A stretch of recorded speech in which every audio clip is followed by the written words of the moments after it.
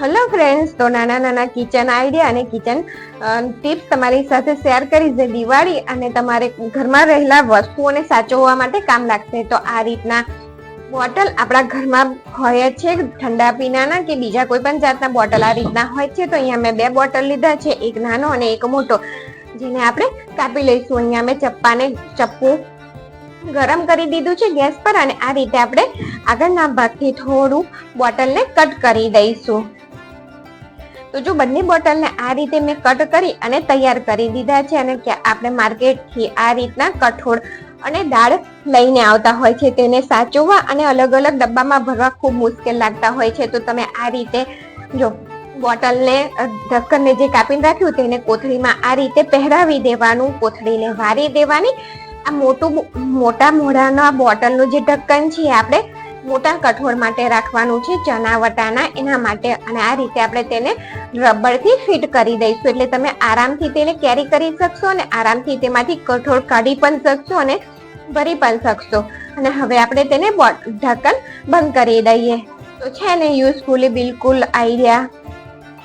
અને એક જ ડબ્બામાં તમે આ બધું વસ્તુ ભરીને રાખી દેશો. તો જો આ રીતની દાળ હોય છે, તેને આપણે મગની દાળ છે કે પછી અડદની દાળ છે, તેને ખૂબ જ ભરવી અને કાઢવી અઘરી લાગતી હોય છે, વેરાઈ જતી હોય છે. તો તમે આ રીતે ટ્રાય કરી જોજો, બિલકુલ યુઝફુલી આઈડિયા છે. હવે તેને પણ આપણે રબર લગાવી અને સેમ પ્રોસેસથી બંધ કરી દીધું. અને જો વટાણા તમને કાઢીને પણ બતાવ્યા કે કેટલા ઇઝીલી નીકળી જાય છે, અને દાળ પણ તમે જોઈ શકો છો કે કેટલી ઇઝીલી નીકળી ગઈ. અને પાછું ભરવું હશે તો પણ તે ઝડપથી ભરાઈ જશે. તો બીજો આઈડિયા એ છે કે અહીંયા જો એક તપેલીની અંદર મેં 2 કપ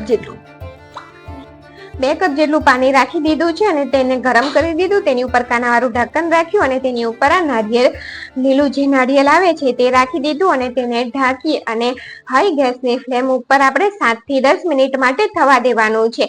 આ કોપરાને જ્યારે આપણે તેની કાચલીમાંથી બહાર કાઢવું હોય ને તો તે ખૂબ જ ઝંઝટ લાગતી હોય છે. ક્યારેક તો આપણા ચપ્પા પણ તૂટી જતા હોય છે, નીકળતું નથી. તો 7 મિનિટ પછી મેં કાઢી લીધું. અને અહીંયા જો તમે જોઈ શકો છો કે તે ઠંડુ થાય ને ત્યાર પછી આપણે તેને ચપ્પાને ગોલ ફેરવી દેવાનું. ને તમે જોઈ શકશો કે કોપરું અને કાચલી બેની વચ્ચે જગ્યા થઈ ગઈ હશે, ત્યાં આપણે આ રીતે ગોલ ચપ્પાને ફેરવી દેવાનું, એટલે બિલકુલ ઇઝીલી કોપરું બહાર આવી જશે. ક્યારેક આ ટુકડા રીતે આવશે અને ક્યારેક આ રીતે આખું પણ બહાર આવી જતું હોય છે. તો છે ને બિલકુલ ઇઝી. જુઓ, એકદમ સરસ આપણું કોપરું બહાર આવી ગયું. અને જો આપણે ક્યારેક બહાર જવાનું હોય, ફરવા જવાનું હોય કે કોઈના લગ્ન પ્રસંગમાં આપણે દૂર જવાનું હોય તો આ રીતના બ્રશ અને ટૂથપેસ્ટ આપણે લઈ જવી પડતી હોય છે. તો આ રીતે તમે હાથે પહેરવાના મોજા આવતા હોય છે, તેમાં આપણે આ રીતે બ્રશ રાખી દેવાના, જેથી બ્રશ એકબીજાને સાથે રહેશે પણ નહીં, અલગ અલગ રહેશે. કોલગેટ પણ આવી જશે અને આરામથી આપણે તેને કેરી કરી અને લઈ જઈ શકશું. અને તેને આ રીતે જો કેરી કરવું પણ બિલકુલ ઇઝી છે. આ રીતે તમારે ફોલ્ડ કરી દેવાનું, એટલે આરામથી, અને અહીંયા નીચે તમારે રબર લગાવી દેવાનું, એટલે બિલકુલ આરામથી તમે તેને કેરી કરી શકશો.